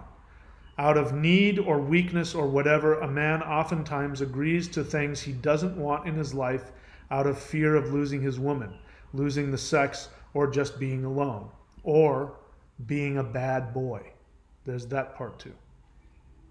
So it's not all women's fault. We men have to act like men and be real about who we are and what we want. I'm sure women would say the same thing. If I had known you didn't want to do this, I wouldn't have married you. I would have married somebody who wanted to do this. Why did you lead me to believe that this was something you wanted to do? And that would be a valid point. The challenge for women in this situation lies in being realistic and honest with themselves about the kind of man they are with. They may feel tempted to overlook their man's character and tell themselves that they can change him, or once the child comes, he will love him or her and be the husband they've always wanted. Oh my God. There are actually people who think, women especially, who think that, well, the relationship's falling apart, I'll get pregnant. That'll make him stay. Or I'll get pregnant. That'll make him love me. Oh. Anyway, let's move on. It comes down to not being honest with ourselves and each other. I have often seen this scenario played out in my male friends' lives. Perhaps you've seen it too. I've watched as my friends have not spoken up when their wives seek to bring extra responsibilities into both their lives, including kids. The men say nothing or sheepishly accept these new additions to their lives, and then they act out passively aggressively against their relationship. When their wives notice their behavior and tell their men that they aren't pulling their weight in the relationship, all hell breaks loose. These wives correctly complain about their men being lazy and not being dependable, and I have to agree with them. Those guys didn't speak up. They allowed their wives to persuade them into having kids when they really weren't ready or willing to take on the responsibility. In a couple of cases, I tried to warn my friends beforehand that they were setting themselves up to take on more that they can handle, but to no avail. Don't worry, I can handle it, they said. And the end result today is that those men are lazy and selfish husbands, quote unquote. And the women are, quote, angry bitchy nags, unquote. And the poor kids are a mess. And it all could have been avoided if both parties were honest about what they wanted and what they were capable and willing to commit to in their lives. Unrealistic expectations creates drama. I suspect oftentimes when there is too much drama in a relationship, that what has happened may be that we have brought unconscious expectations into a relationship, and when our partner doesn't follow those unspoken expectations, we end up fighting a lot. But it is all our own fault. We create all of our own drama. No one thrusts it upon us. If we had been conscious and clear about what our expectations were and asked our partner about them ahead of time, we might have been able to avoid a lot of unnecessary chaos. In the case of the woman at Starbucks, she had a fantasy about her life. She put years of time and effort into bringing those things into her life, and for that I salute her. But then, in order to justify her fantasy of sharing that life with a man, she pretended that it was all too much for her and she needed a man's help. But who knows, maybe she will find the right guy who wants to fix a house, tend a garden, raise some animals, and haggle with car salesmen. There are a lot of guys who would love that. She would do well to tell him what she is looking for in the beginning, though. And I do have to say, back in my 30s, there was an interesting time when I was, in my 30s, and I was dating women also in their 30s, and there was at least a few different experiences with women, sometimes shaking. I remember one woman who was shaking, saying, after date number 2 or 3, saying, I really like you, but I need to know if you're ever planning on having kids because I have to have kids. I can't help it. And I believe her. The timer's going off and I have to have kids. And if you're not going to have kids, I need to know now. I like you a lot, but I got to find somebody who wants to have kids. And to their credit, and I respected them, I was honest and I'd said, no, I don't plan on having kids. I totally respect what you're saying and, feel free. And that was the end of that. We shook hands and it was over. I just have to answer a text to my landlord here for a moment. Whoops. Now the little dots. I'm looking at the little dots. She's texting something. I just watched Jerry Seinfeld's comedy routine. He's talking about the dots. You know something's coming because the dots are there. Okay, and then it stops. What was that about? And it does, it just stopped. Okay. So, I forgot what I was saying. All right. So, before you find yourself complaining about drama, ask yourself what you may have done to contribute to it. I'm willing to bet that if you look back into past relationships that were too much drama for you, you will find out how you participated in and helped to create that drama. See, I'm being so PC right there. What I'd say now is, I know for a fact that if you look back on those relationships that were too much drama, that you will see that you created it. You chose that person. Stop complaining. Find another one. In terms of unnecessary chaos, if you want to keep your man, make sure he understands what you want in a relationship. Share your fantasy with him so that he can decide if that's something he wants also. Your man will most likely be honored to share in responsibilities and projects if you share your fantasy with him beforehand. So the next lesson in keeping your man is this. To avoid unnecessary chaos, be conscious of your innate desire to create a vibrant environment. Be sure to include your man in any decision that will require him taking on any responsibilities. Okay, differing expectations. When I look at the most common complaints shared by my clients, they can generally be summed up in two statements. Women say, quote, I wish my man were more dependable. Men say, quote, I wish my woman would stop nagging me. We can deduce from the regularity of these statements, which means that I hear it every single time I'm dealing with a client, like a couple, it boils down to that. Those, whatever words they're using, underneath it is, she's saying, I wish my man were more dependable. He's saying, I wish she would stop nagging me. All right. We can deduce from the regularity of these statements throughout time that this is an inherent dynamic resulting from the difference in way men and women think and the different ways in which we interact with each other in the world. It is my experience that women instinctively crave connection. Men seek adventure outside of the home but want peace and relaxation inside the home. Women often seek a man they can go out with. Men seek a woman they can come home to. We men are seeking someone who can ground us and help us wind down and find peace. As such, men, when they are at home, tend to want to relax. That is why we spend so much time in front of the television. When a man is not out engaging in battle, work, he seeks the peace of his home. When we are not at work, we are by nature very lazy. Women, on the other hand, are often more social than men. Have you noticed that in the early stages of a relationship, you and your man went out a lot more? But then once the relationship started getting serious, your man suddenly didn't want to go out and just wanted to stay at home and watch sports? This doesn't mean we men don't like to go out. It just means that we don't need these kinds of activities in the same way that most women do. Keeping up. When I read women's dating profiles, I often see a phrase like this: I'm looking for a man who can keep up with me. You don't often see this phrase in men's profiles. We men look for excitement in our work, not our homes. The last thing we want to do in a romantic relationship is have to keep up with our partners. For us men, you ladies can go as fast as you want on your own time, but when you're ready to slow down and relax, we'll be here waiting for you. And I can't stress that. When I see that, I really just want to go, why in the world would I want to have to keep up with you?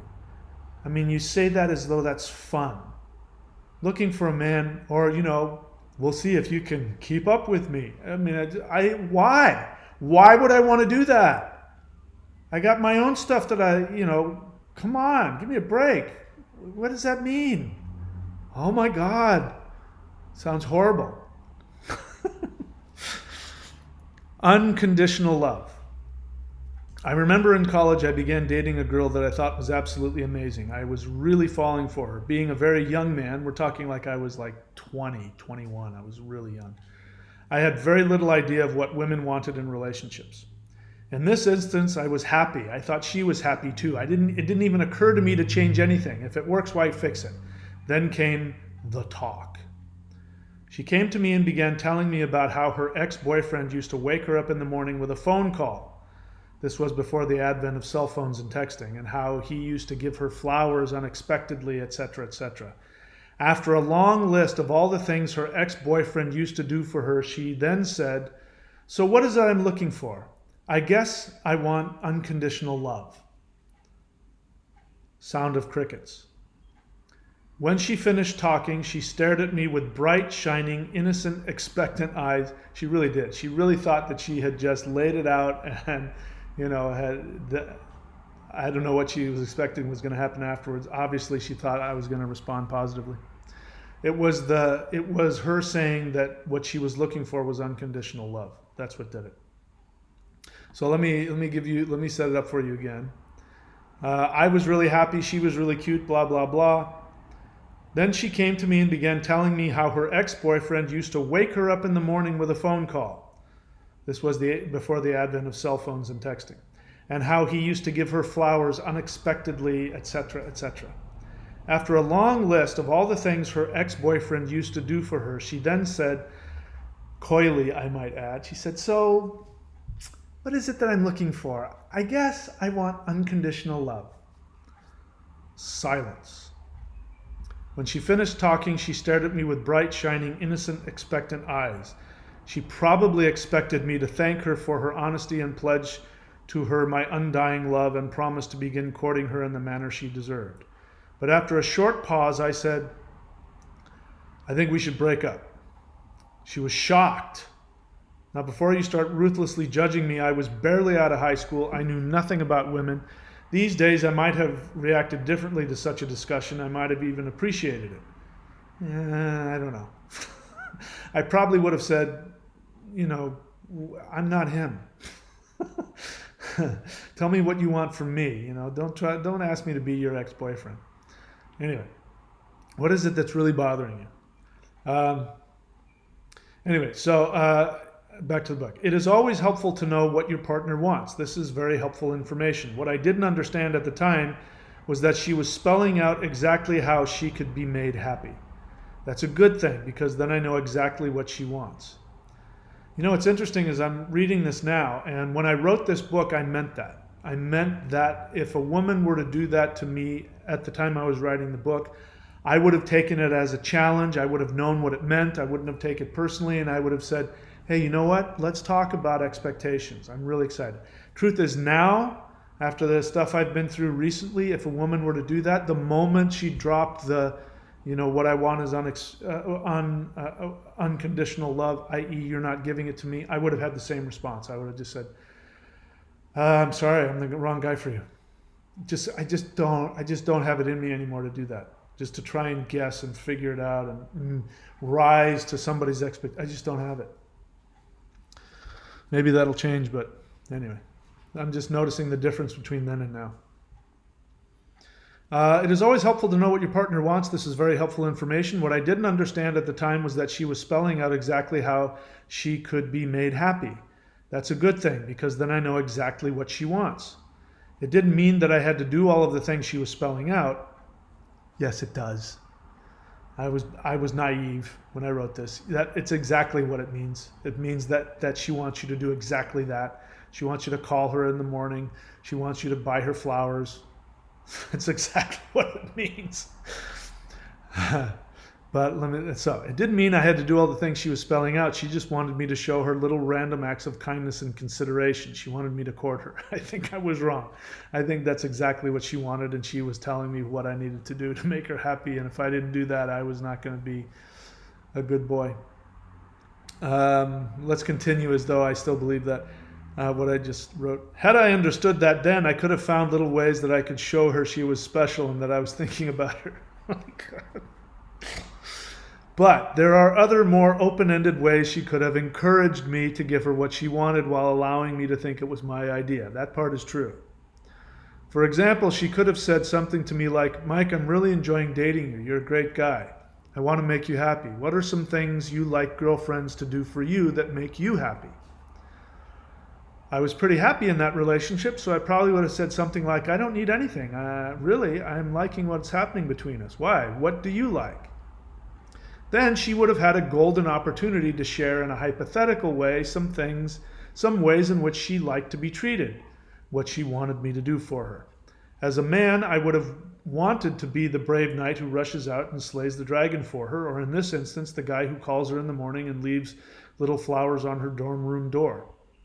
But what I heard was altogether a different matter. What I heard from her was, "You are my servant and are here to do all the things that you are required to do for me, and here they are. And if you don't do them exactly like my ex-boyfriend used to do, then you don't love me unconditionally, and you are a mean person." The term unconditional love as applied to her specific requirements was way too much pressure for me, so I bolted. And like I said, I'd do it again in a heartbeat today. Because it is, man, it just, it shows that somebody, when somebody objectifies you like that and, you have to do this or that, and if you don't do this or that, you don't love them. I mean, it's just so much work to try and sit them down and what do you want? I mean, I wouldn't do it.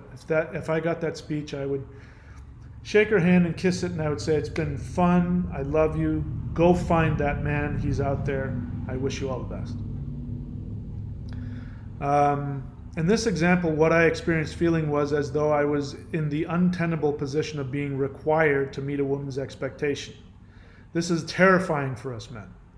As humans of both sexes, we so often unconsciously expect people to meet our desires as though our wants are universal laws indelibly written into the fabric of the universe. But they're not. They are our desires. They are our desires. Sorry, I wanted to emphasize that. They're not written in the universe. They're things that we want. There is no written law that says your partner is required to meet your desires, especially if you haven't asked for them. Here's the thing about asking for what you want. The other person has the right to say yes or no. Requests are just that, requests. But unspoken expectations are actually your demands. Asking and demanding are two different things. Perhaps you have experienced similar scenarios with men. I don't doubt it. Part of the issue is that in order to take responsibility for our desires, we have to acknowledge that we want them and that no one is required to fulfill them. But once those unconscious expectations become automatic demands, there is almost no way for anyone to meet those expectations. The best way to get what you want from your man is to ask for what you want, but you must also be prepared that he may say no. That is the nature of requests. This is why asking for what we want is such a vulnerable act. It is also why it often feels safer emotionally for many people to just hold on to unspoken expectations. Because when they are unspoken expectations, we feel more justified in internally demanding our partners to act a certain way. And we don't have to actually take the risk of having our requests turned down. You won't change me. Let me share another example of this dynamic in terms of how men and women think. In an episode of one of my favorite cartoons, Futurama, the protagonists were taking a tour of a candy company that made Valentine's Day cards, candies and stuffed animals. The candy company was experimenting with different phrases for their heart candies to see which phrases women liked most. You know, those chalky little heart candies with "I love you" and whatever it is. In the scene in question, a robot made of chicken wire says to a volunteer female test subject, "My two favorite things are commitment and changing myself." The woman immediately throws her arms around the lifeless robot and begins making out with it. Another woman, hearing the robot, says, "Does he have a brother?" As a man, oftentimes, when I hear a woman say, "I want to find a man I can depend on," my immediate fear is that she's looking for a man who will automatically do what she expects or whom she can change into what she wants. That may not be true, but this is what we men hear. When we men say, "I wish my woman would stop nagging me," what we are saying is, "I wish she would stop trying to change me and just accept me as I am." So for me as a man, I already expect that at some point, whatever woman I am with in any given relationship is going to try and change something about me. The only question is whether or not I am capable of making that change without losing my sense of self. As a woman, it may be helpful for you to understand that what your man wants from you is to be accepted for exactly who he is right now. Leave or stay. When counseling clients who are struggling with some difficult aspect of their partner, I try to help them get objectively realistic about their partner's character. I try to help them accept that their partner probably won't change. At this point, I ask them, so now that you know this about your partner and that they are probably never going to change, can you still accept him or her exactly as they are? If the answer is yes, then I say, good, I can help you learn how to best communicate to your partner. If they say no, then the only option is to advise my client to let their partner go and move on. Because in my experience, this is what relationships are all about. Learning how to accept your partner where they are and loving them right now, faults and all. It's not always easy to do, but it is what a relationship essentially is. This is impossible to do if we have not consciously examined what we expect from another person and have taken full responsibility for what we want.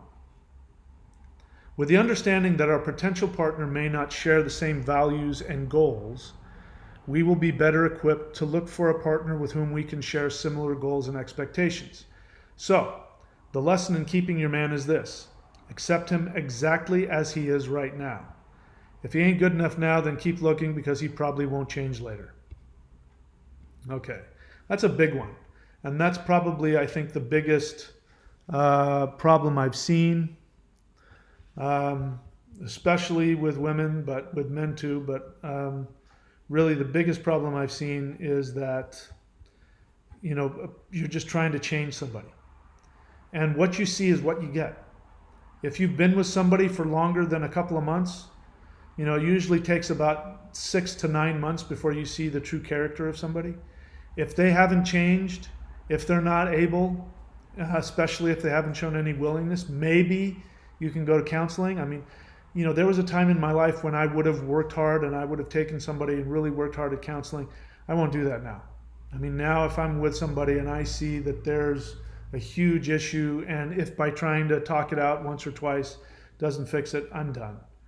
I've just learned it's just, it's like surfing. Like right now, there's some good waves out there. And it's a little bit windier than I like, and the waves are a little bit bigger than I'm comfortable with. I could definitely go out and surf them, but at this stage of my life, I look at what is the ratio of work to fun. Yeah, I could go out, but every wave that I catch, I'd have to then try and paddle out through all of that white water, and by the time I'm out, I'm really tired. And so at the end of it, I'm trying to think, was it worth all that work? 2 or 3 waves for an hour of just nonstop paddling and feeling like I'm going to drown. So when it's like this, I kind of, if I'm not, like I'm kind of tired today, I'm just like, it's too much work.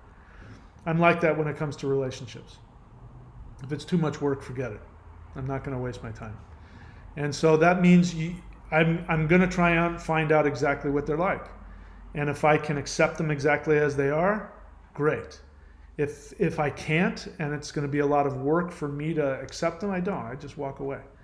Now, you don't have to take it like that. You probably haven't been through the things that I've been through in the past, 4 or 5 years of my life. So maybe it'll be easier for you. You might be more interested in doing the work. But the point is, you do have to accept everybody exactly as they are. If you can't look at your partner with everything and say, yes, I can do this exactly as it is, nothing has to change, then don't waste your time. Because any changes that do come, take them as gravy, but you can't expect them. Because people usually don't change. People usually, that is their character. That's who they are. That's just my experience. Take it for what it is. All right, let's see. Where else am I? What am I looking for? I'm looking for that. No, not that. Not maps. I'm looking for that? No, that. There, that's what I'm looking for. All right. When men are like cats. I want to bring us back to the title of this book. Remember that I did not choose this title, you ladies did. So let's examine the exact wording you ladies used in your search terms. I don't remember reading it. Let's see, what page am I on? I'm on page 49. Let's see. Did I put like an introduction here? I did. Yeah. I guess did I leave it out? Oh, I think I might not have said it. Anyway, so let me say what I think I might have forgotten to say, which is that, yeah, I think I did actually. When I was writing this book, I was thinking of a title. I thought the most popular title would be "How to Communicate with Your Man" or something like that, and I found that the most popular search term was "How to Please a Man," and I thought that was a little too sexist, and it wasn't completely accurate to the book. So instead, I did the second most popular term, which is "How to Keep a Man." And that I thought was accurate, and I was, because I'm not a published author, so, I'm looking for people to type in search words, and hopefully my book title will come up. That's the idea.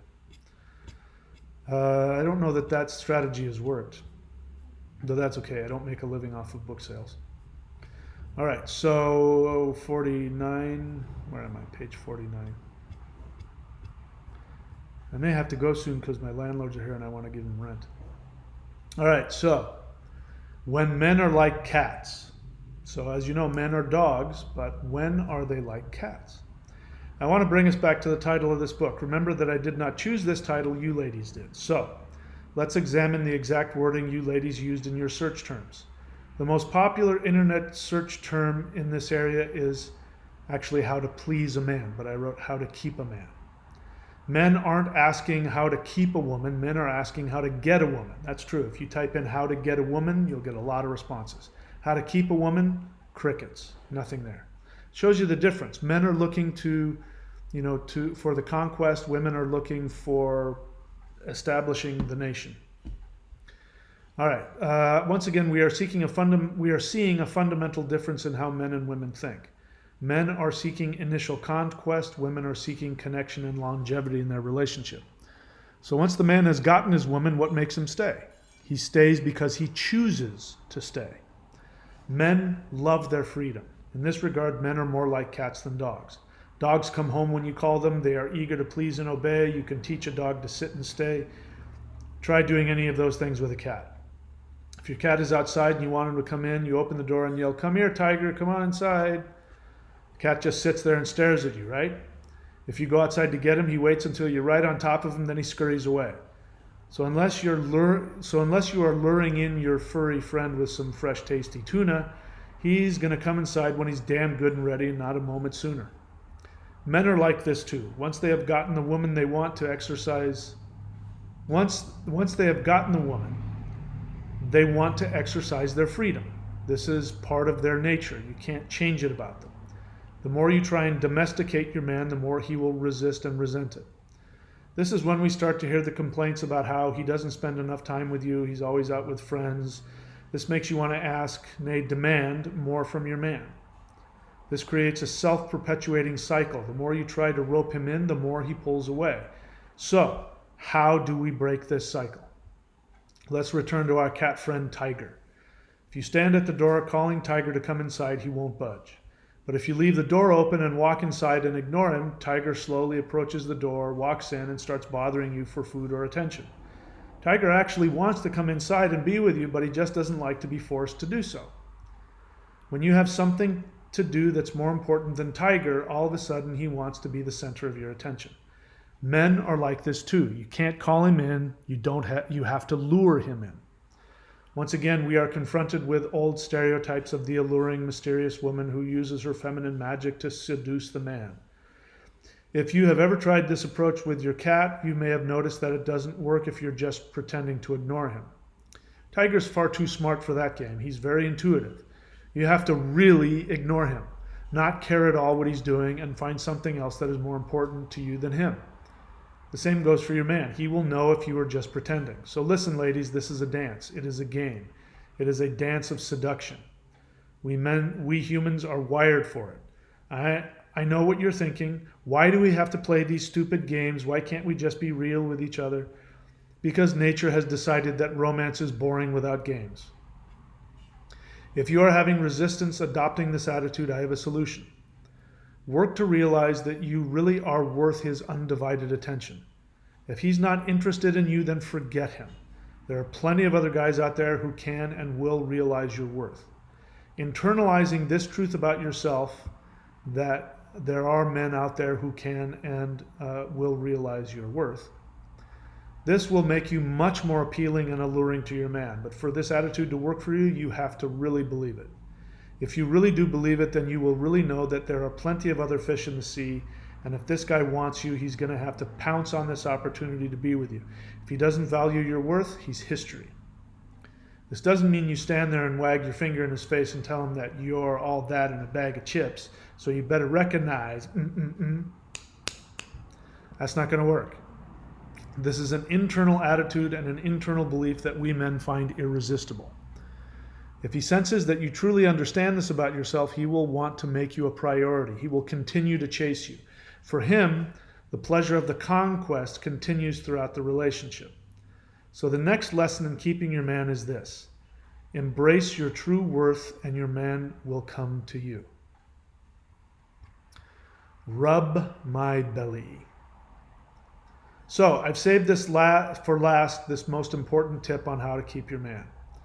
While you are cultivating your attitude of self-worth and luring your man into your house of romance, you do have to let him catch you and conquer you on a regular basis. This isn't about stringing him along. But I'm preaching to the choir, aren't I? If you are reading this book, you obviously want him to catch you.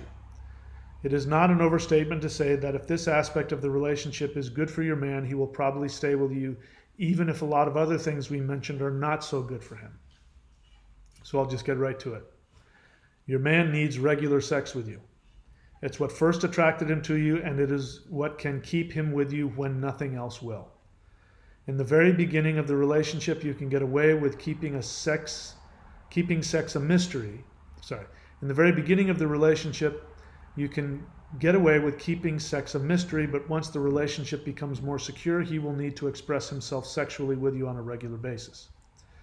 Everyone is different, so we all have different sexual needs. I'm a heterosexual man, so I don't know how much men differ in this area because I don't date men. I know how I am. I want sex pretty much all the time. I also know from experience that women are all over the map when it comes to sex drive. Some women are insatiable and need daily sex, and other women can go weeks or longer without sexual release. How the hell you do that, I have no idea. When I meet a potential romantic partner, one of the first things I do is try and determine how often she needs sexual release in a relationship. Because if she is the best partner for me on all other levels, if she has a significantly lower sex drive than I do, it's not going to work. While I suspect that men are varied in their sexual appetites, one of the most common complaints with men, especially married men, is that their women don't want sex as often as the men do.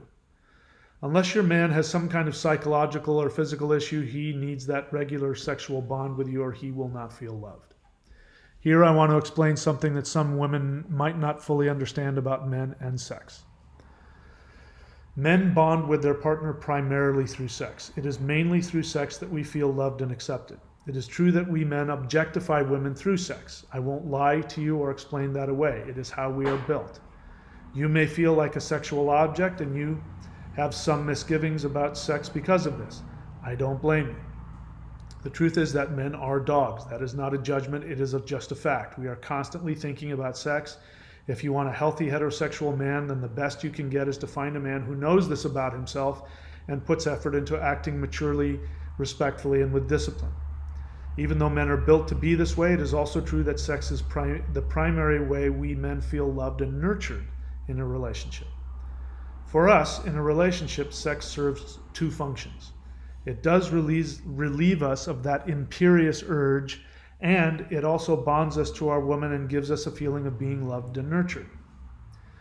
Before we get into how sex nurtures us men, let me first explain what it is like for us men living in bodies that are fueled by testosterone and how crazy it makes us when it comes to our sex drive. I remember in college reading that men have a sexual thought once every 20 seconds. For me, that was a conservative estimate. It is a scientific fact that men's bodies create 1,500 sperm every second, all day, every day. This builds up a lot of sexual pressure within us that need to be released. It seems that nature's strategy for the survival of the human race is to make men sex crazy all the time so that they will be motivated to spread their genetic material to as many potential mothers as possible. If you know anything about chimpanzees, this is definitely true. Chimpanzees don't marry when a female, comes into heat or whatever. It's just, she's everybody's, boyfriend. At some point during the day, she'll, it's not one, it's a bunch of them. So men are like that. We have this disconnect because for some reason our evolution has created this need for commitment and being with one person. What's the word I'm looking for? Monogamous. But we're descended from apes who don't have that. So there's this real, so men don't think clearly when it comes to that. Imagine just, when a guy's horny, there's just a bunch of sperm in his brain. Think of it like that. It's really what's going on. Can't see past it. So it seems nature's strategy for the survival of the human race is to make men sex crazy all the time so that they will be motivated to spread their genetic material to as many potential mothers as possible. On the other hand, women have a limited number of egg cells that they produce in their lives. So they're wired to find the best potential partners who will give them healthy children. I understand that this is a generality that may not be true for you. I know from personal experience that some women are highly sexual and like multiple partners, and others are very picky. But it is a biological fact that men's bodily chemistry makes them sex crazy all the time. This is why when you are out with your man at the beach that he can't help but stare at other women. He literally does not even know he's doing it half the time. He has 1,500 new sperm being born every second, screaming at him to fertilize someone now. So if the sex is really good with our partner, we men don't want to keep looking. So the obvious point here is that if you want to keep your man, you need to keep him sexually satisfied. If you're not a very sexual person, I strongly recommend that you discuss that with your man early in the relationship to make sure he knows what he's getting into. I'm guilty of that. The woman that I married, when we were dating and flirting, she asked me how often I wanted to have sex. And I said, twice a day. And she said, what? And I said, yeah, how often do you want it? She said, once or twice a week. And looking back on it, I don't know why I didn't go, well, this probably isn't going to work. Because that's exactly what happened. In the relationship, when we were married, that's what it was. And it was awful. She was constantly jealous and I was constantly horny and feeling unloved. If you and he are, back to the book, if you and he are not compatible in the sexual arena, it is better to find this out early and keep looking. Otherwise, it could lead to one or both of you getting their heart broken. In terms of how to please your man in bed, that is another subject we don't have space for in this book. And then I talked about a book that I was planning to write, which I haven't written yet, which is, if to learn about that, please refer to my other book in the series I've written called How to Please Your Man. I haven't written that book yet. Partly because this book didn't do so well. So I didn't feel the need. So now you know the biological facts about men and sex. Let me share with you the psychological and emotional aspect of sex that few women know about. Sex with the right woman opens a man's heart. Men are like little boys. We want the nurturing love of our mothers. I'm sorry, but it's true. When looking for a romantic partner, we men are unconsciously looking to find our mother. The same mothering, the same nurturing, the same coddling, the same emotional support. That is the feeling we are looking for in our partners. The most direct way to get that feeling is through the physical act of intimate touch. This is important because when we do find that one woman who touches us on that deep level that we yearn for, we can't imagine ever leaving. We are looking to come home. For us, home is in your loving embrace. Your next tip in keeping your man is this: enjoy regular lovemaking with your man. Is this the last chapter? Almost. The converted player. There is one friend I've known since college who has the epitome of the serial player. Let's call him Brent. Brent was notorious as a womanizer. He left female bodies in his wake. Broken hearts lay strewn all over campus. To his credit, he was always honest that he had no interest whatsoever in a committed relationship. But if you just want to have fun, I'm your guy, he would always say. It was embarrassing for me to go out with him because he would ruthlessly hit on any woman that crossed his path. I could not believe how he could just say to a waitress or a hostess or whomever, "Hey, why don't you come over to my place and have some fun? Bring a friend from my roommate Mike here." It was shameful. I was always apologizing for him. But I was also very jealous of him because he had no fear. He would ask any woman out at any time, and of course, as a result, he got a lot of dates. I and everyone I knew was sure that Brent would live out the rest of his life as a playboy. But when the right woman came along, he fell for her hard. Since I've known him, there has only been 2 women that I've seen that could capture him and keep him. The first was a girl who broke his heart in college, but then a few years later, another woman came along and knew how to empower him, nurture him, and keep him chasing after her. And to my and everyone's surprise, he married her. The confirmed bachelor, the notorious player, decades later is now a husband and a dad to 2 girls. I've never seen a more devoted husband and family man. In fact, of all of my friends, he is among the most committed to his marriage that I have ever seen. By the way, that same woman hit on me, and I ran because I could smell. She had, "I want a commitment." I mean, she was just oozing with it. So I was so surprised when he got together with her. The point is that when the right woman comes along who knows how to dance the dance of seduction with her man, even the most freedom-loving guy will succumb to her mastery of his heart, and when we do, it is for life. And they've been married for at least 25 years, now that I think about it. This isn't to say that you should just hand your heart over to any man without first observing his character. I'm also a firm believer in walking away from those who seek to take advantage of you. But just to say that even if your man has been a player in the past, it doesn't necessarily mean that he can't commit to the right woman for him. Who knows, it may be you. My last and final tip for keeping your man is this: never judge a book by its cover. Conclusion. So let's review my tips for keeping your man. 1. Don't look for problems. Number 1, don't look for problems that don't exist. If there's something wrong, your man will tell you. 2, men aren't psychic. You've got to ask specifically for what you want. 3, men respond to action requests. Tell him what you want him to do for you instead of how you want him to make you feel. 4, remember your innate feminine ability to lead a man with your energy, not just your words. 5, don't push for a commitment too fast or he may feel trapped and act out against the relationship. 6, resolve conflicts through peace negotiations. Don't go to war with your man.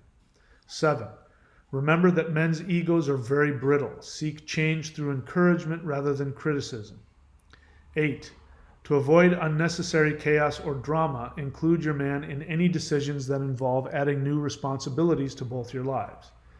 9, if you want to keep your man, you have to accept him exactly as he is. If you're not happy with him now, then keep looking because he ain't going to change. 10, to keep your man interested, deepen your own interest in yourself. Remember that he is lucky to have you and he will remember it too. 11, remember that your man needs regular sexual attention to feel love and nurture.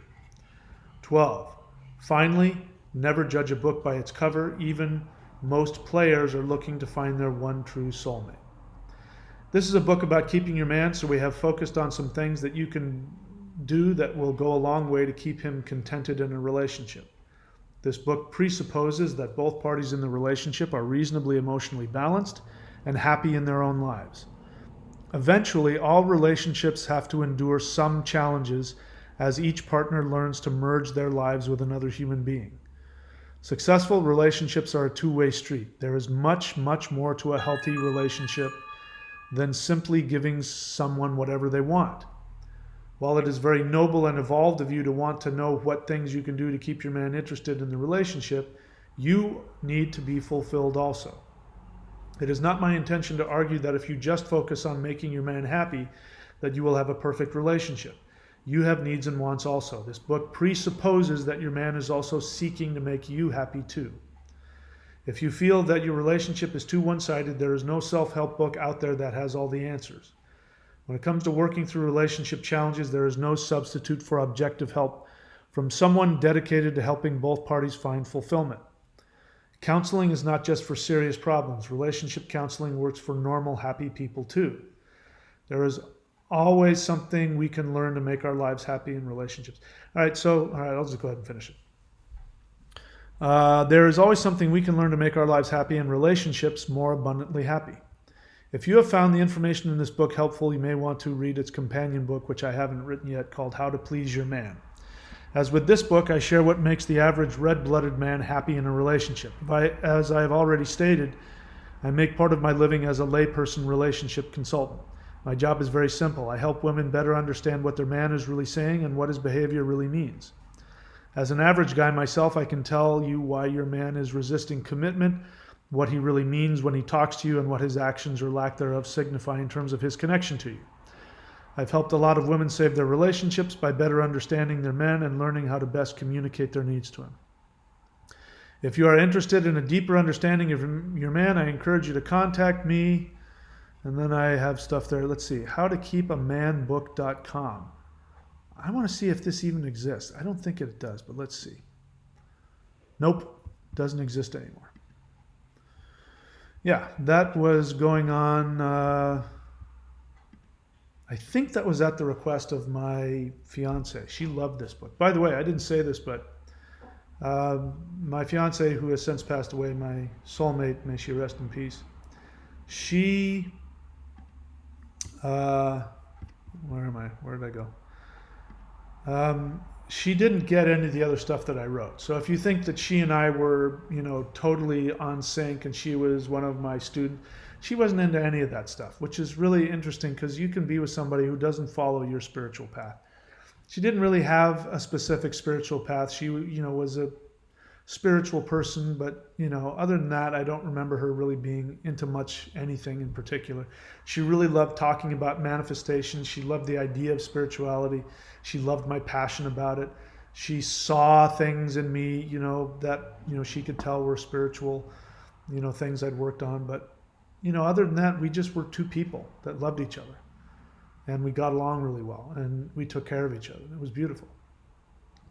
But I think she really thought after reading this that I should make a career out of counseling women. It hasn't really turned out to be that way. I'm really great at it, but it's not really what I do.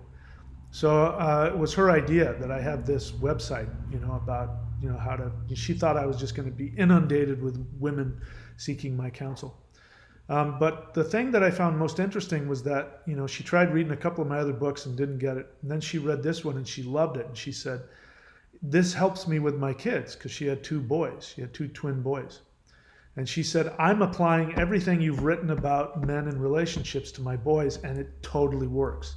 She said, you should write books on how to raise kids. I've never raised kids. I don't have the first clue about it, so I would never even do that. But anyway, so there's other stuff here about how to contact me and who I am and all that stuff, and this is so out of date that I'm not even going to read it. So that's the book, How to Keep a Man. I don't see any questions, and I don't necessarily think there needs to be any questions here. Yeah, great. So we'll just leave it at that. My stomach is grumbling. I need to eat. So there it is. That was one of my first books, How to Keep a Man. I hope you enjoy it. Lockdown.thunderwizard.com. I'm giving away $3,214 worth of programs. Literally. I mean, huge. I am giving away everything that I have control over. The only things that you're not getting in that package are things that have to do with, the subscription site, which I also recommend going to, which is thunderwizard.com, and my books, and some of the other services that require a one-on-one. The only thing that you are paying for in this is 5 services that I give, which require one-on-one, through Skype.